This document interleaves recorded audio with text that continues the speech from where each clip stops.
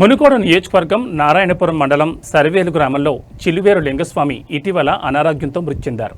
విషయం తెలుసుకున్న కాంగ్రెస్ పార్టీ రాష్ట్ర నాయకులు చెల్లమల్ల కృష్ణారెడ్డి ఆ కుటుంబానికి అండగా నిలిచి 50,000 రూపాయల ఆర్థిక సహాయం చేయడంతో పాటు తన పిల్లలను గురుకుల పాఠశాలలో చదివించే బాధ్యత స్వయంగా తానే తీసుకుంటానని, ఆ కుటుంబానికి అన్ని విధాలుగా ఆదుకుంటానని హామీ ఇచ్చారు.